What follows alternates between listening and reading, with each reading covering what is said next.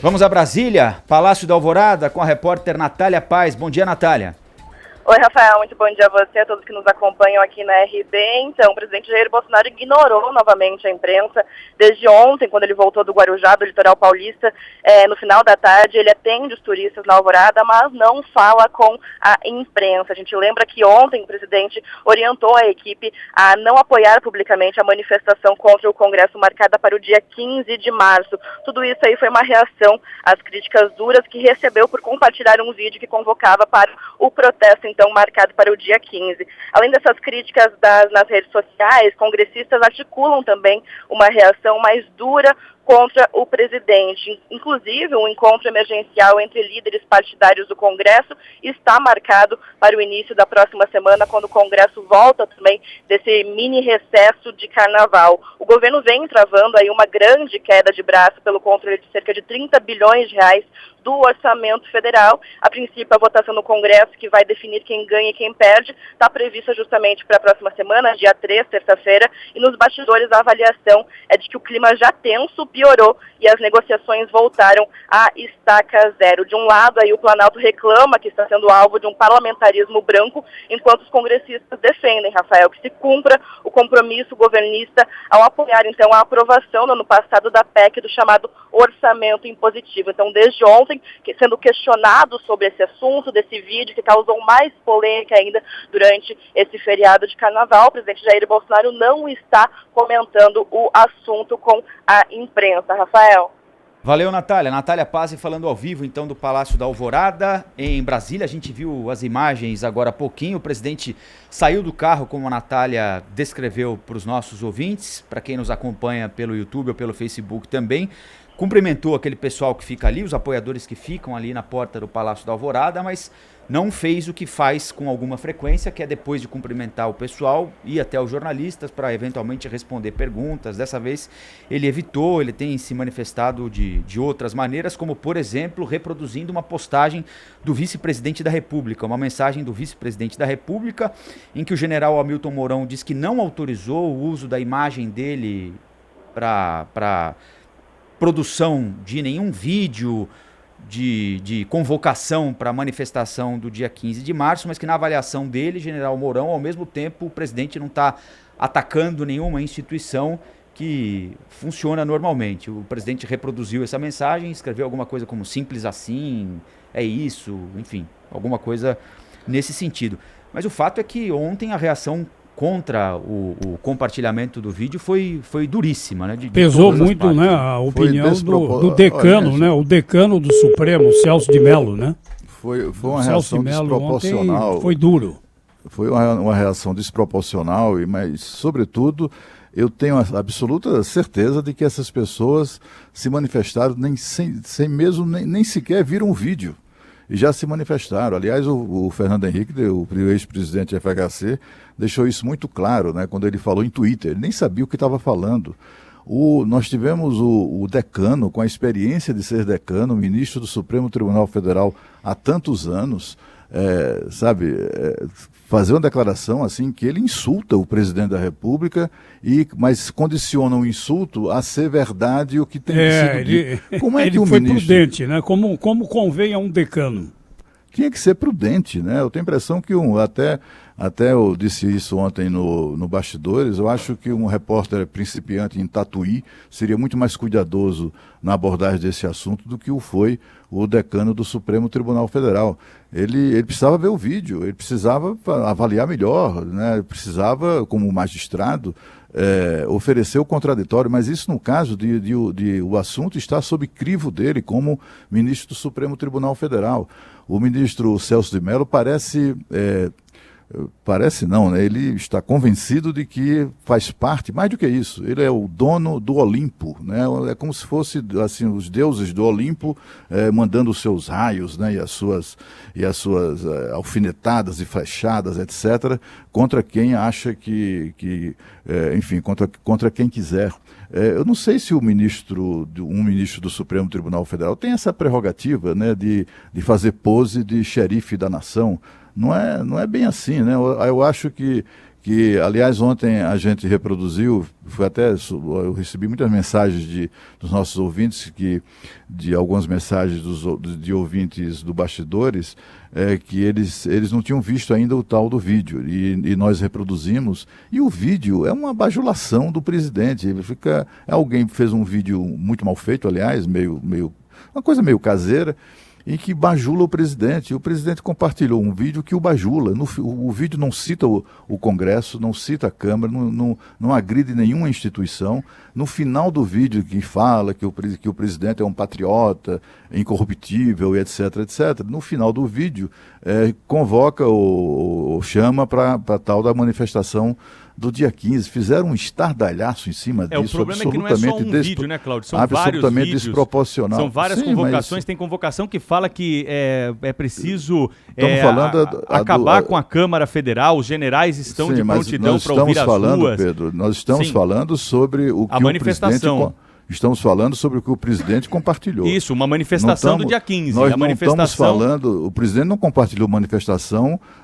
Ele compartilhou apoio à manifestação do dia 15, mas que é convocada Nas Ruas, ele não compartilhou nenhum tipo de Movimento Avança Brasil, que trazem isso na pauta, né? Parlamentarismo branco. O presidente da República, é preciso parar, a gente tem que... Né, ele chamou para essa manifestação, Cláudio. No vídeo que você viu no Bastidores ontem, ele fala da manifestação do dia 15. Sim, fala da manifestação e ponto. Não agride o Congresso. Sim, mas a manifestação agride o Congresso, porque a manifestação é convocada por quem está querendo agredir o Congresso. A manifestação nem sequer aconteceu, rapaz. Tenha calma. Mas quem está convocando a pauta... Aquilo que eu estava dizendo ontem, que história é essa de que os conservadores, a direita, não podem fazer manifestação? Podem fazer a manifestação que eles quiserem. O problema é o presidente da República se voltar contra um outro poder ou outros dois poderes. Não tem isso não, Pedro. Por isso essa reação grande. Quando há o menor resquício de ataque à democracia, está certa a autoridade pública em vir defender a democracia. Pedro, não existe ataque à democracia. Vamos parar com isso, rapaz. Isso é o que a oposição diz. Tanto é que o presidente está quietinho e vai recuar. O presidente está quietinho e já está recuando. Por causa dessa confusão toda, claro. Não, ele já está recuando, Cláudio, você vai ver.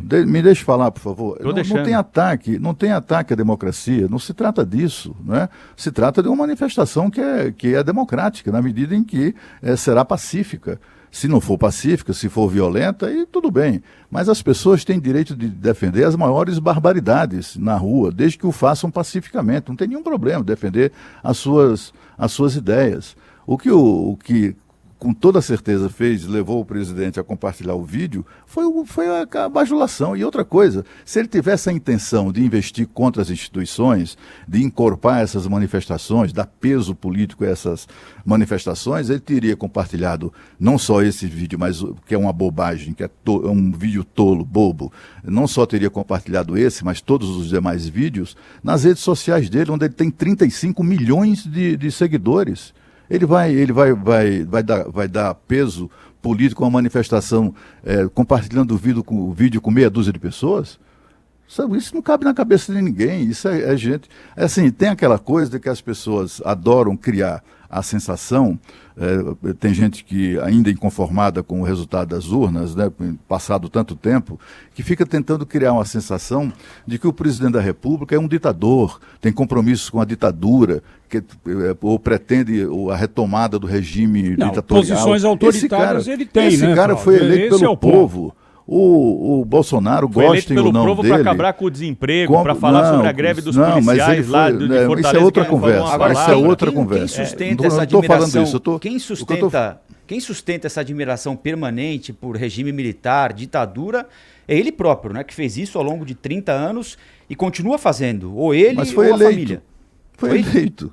Ele foi eleito durante 28 anos, foi eleito deputado seguidamente. Ele é produto da democracia brasileira. Eu poderia usar outro argumento aqui. O Fujimori foi eleito, o Hugo Chávez foi eleito também. Sim. Enfim, isso não considero esse um argumento. Foram eleitos, mas ao contrário do Hugo Chávez, as eleições aqui no Brasil foram limpas. Né? Ele não acreditava nisso, Ele foi eleito. Aliás, ele não acreditava nisso. Sim, ele só acreditava... é outra conversa. O fato é que as eleições foram limpas, tanto quanto as eleições que o tornaram deputado federal durante 28 anos. Embora ele é produto da democracia. Você acha mesmo que... Quem é que pode achar, imaginar, a não ser as pessoas que, né, enfim, mas que a imaginação cabe tudo. Mas, assim, do ponto de vista prático, objetivo, Ele é um presidente que foi eleito pelo povo. Sem dúvida alguma. Tá na hora de deve ser respeitado a aceitar isso, aceitar a vontade da população brasileira. Eu acho que essa não é uma discussão, eu repito o que eu disse ontem, eu acho que essa não é uma discussão ideológica. Fosse ideológica, não teria se metido nela o presidente do Supremo Tribunal Federal. Fosse ideológica, não teria se metido nela o presidente da Câmara dos Deputados. Fosse ideológica, não teria se metido nela o decano do Supremo Tribunal Federal. Então, é claro, a gente tem de extrair aqui o que é a disputa política, que é legítima, de partidos que fazem oposição ao presidente Bolsonaro no Congresso. Eles querem, evidentemente, assim como acontecia em outros governos, a oposição tenta desgastar o governo de plantão da forma como é possível. E é fundamental que a gente tente extrair o que é a disputa política para ficar com o conteúdo mais importante. E tudo o que aconteceu até agora no governo Bolsonaro, de ruim, partiu do próprio governo. A oposição não tem força política, não tem força nas ruas. Havia um grande temor. Nossa, quando o ex-presidente Lula sair da cadeia, ele saiu da cadeia e ninguém sabe onde ele está, ninguém sabe o que ele fala, qual é a relevância disso. Não há oposição ao governo Bolsonaro. Todos os problemas criados pelo governo Bolsonaro ou contra o governo Bolsonaro foram criados pelo governo Bolsonaro. E esse ataque sistemático a outras instituições parte ou do presidente Bolsonaro ou dos filhos dele. A gente pode voltar aqui à história do Eduardo Bolsonaro falando no soldadinho para fechar o Supremo, podemos voltar aqui no vídeo da Iena, podemos voltar agora no compartilhamento desse vídeo. Eu repito mais uma vez também o que eu disse ontem. A manifestação, relembrar aqui quais qualquer os manifestação pode ser legítima. Do presidente da República às instituições. Oi, Cláudio. Eu gostaria de que a gente relembrasse aqui, não estou falando de filho, de primo, de enteado, de não sei quem, de aliado, eu estou falando do presidente da República. Você lembra do vídeo da Iena? Vídeo da Iena, saiu onde? Do Supremo Tribunal Federal. Foi a primeira. Mas quando isso? Né? Ele publicou na conta dele do Twitter. Ele, presidente da República? É. Foi na conta dele. Foi na presidente da República. Acho que é antes da presidência da República. Não. Mas assim, também mas tudo é o seguinte, bem. É que a gente fica sempre normalizando o que diz o presidente. Não, é o jeito dele, o importante é a reforma.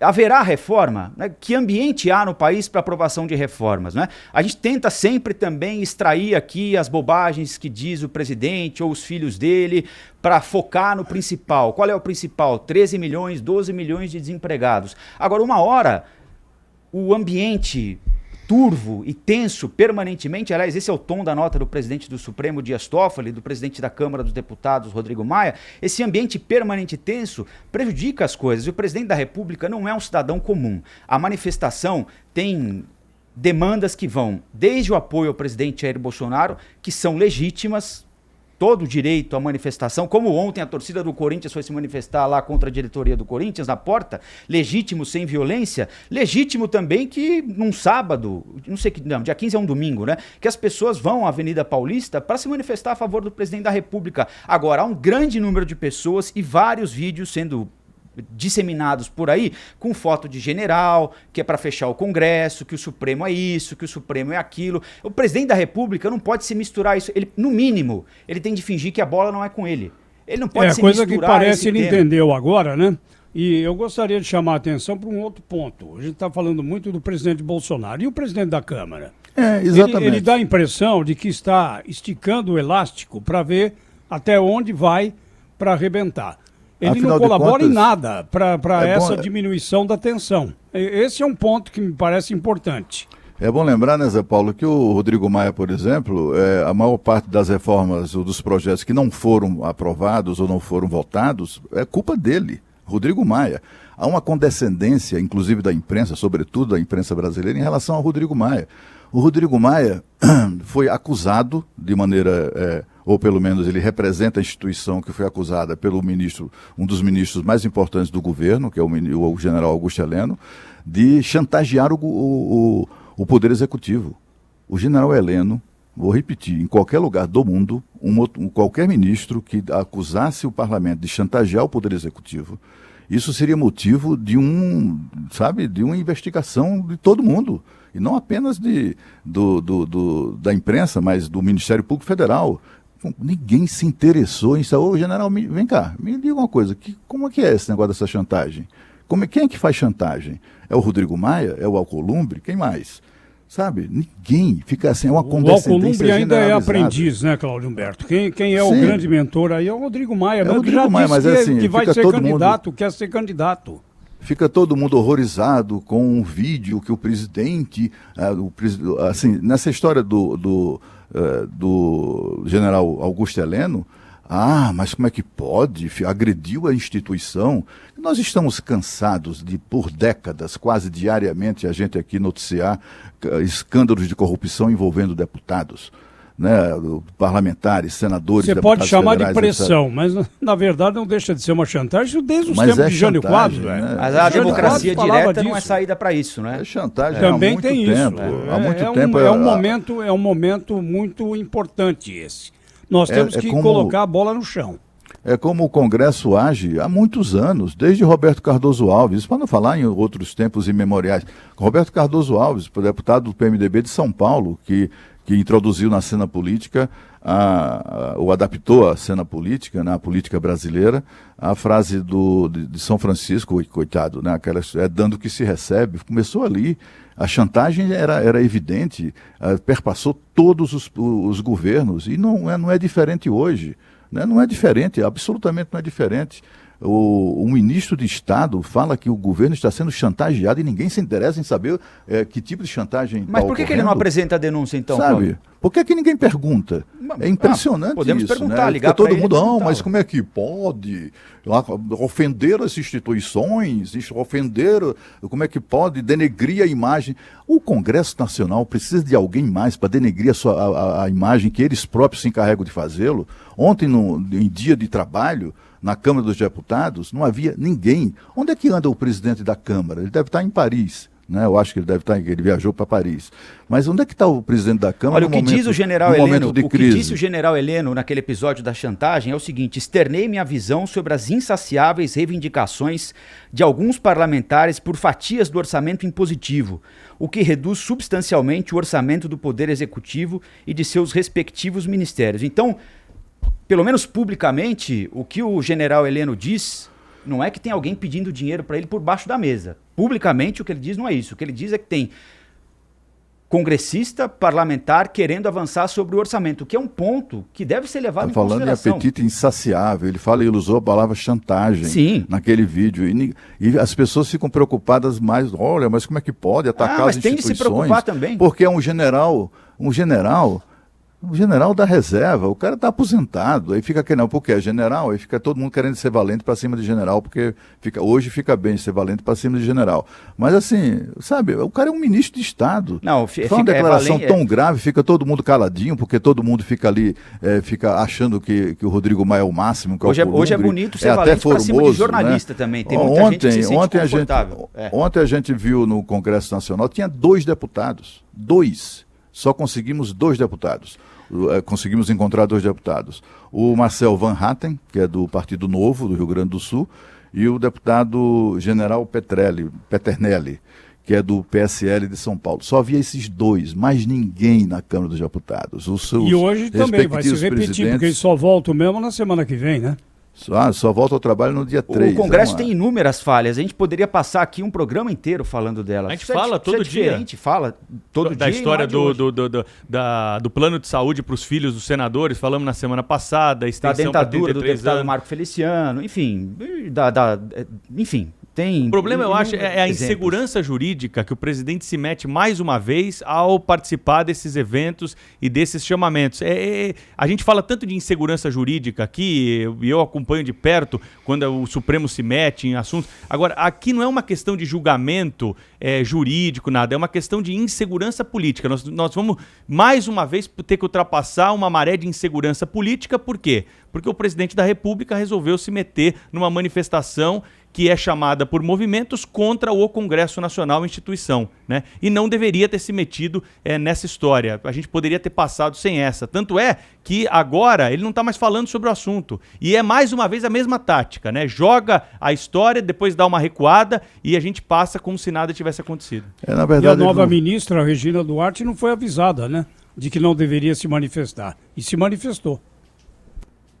Ontem foi encontrado um vídeo do deputado Eduardo Bolsonaro, inclusive parabenizando o Rodrigo Maia quando foi aprovado o orçamento impositivo. Aliás, é bom voltar no tempo essa é uma falsa polêmica. Do orçamento impositivo. Não existe essa queda de braço. É bom voltar no tempo do orçamento impositivo. Ele foi aprovado pelo Eduardo Cunha, né? Quando o Eduardo Cunha era presidente da Câmara dos Deputados, com o apoio do então deputado Jair Bolsonaro.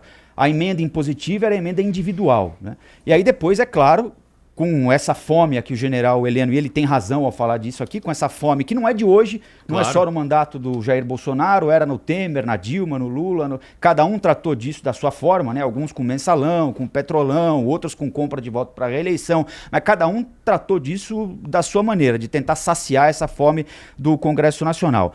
O Congresso avançou para tornar obrigatória também a execução de emenda geral. Então, emenda de bancada, bancada de partido, bancada por região, bancada por estado, isso passou a ser obrigatório também, né? E no ano passado, tem um vídeo do deputado Eduardo Bolsonaro, ele foi recuperado agora de 2019, se vangloriando dele ter articulado a votação com o Rodrigo Maia, e depois no vídeo ele elogiando no plenário a atuação do Rodrigo Maia para votar a PEC que tornou obrigatórias também as emendas coletivas na execução do orçamento, que segundo ele dava independência ao parlamento, que não ficaria assim subjugado ao executivo de plantão, que poderia determinar ou não a execução de uma determinada emenda. Enfim, esse é o nosso político, né? Ele busca sempre o que é melhor para ele. Os interesses da nação, se coincidirem, tudo bem. Essa queda de braço que falam, isso não existe. Aliás, esse vídeo aí do Eduardo Bolsonaro só reforça isso. Não existe essa queda de braço, é uma invenção. Não existe, já está pacificado, já está decidido, já tá negociado. O presidente passou a semana passada inteira recebendo reservadamente líderes partidários. Está tudo combinado. O ministro da Economia, depois de uma reunião com o presidente, fez aquela declaração. Olha, dá para acomodar todos os interesses de maneira republicana, etc. e tal.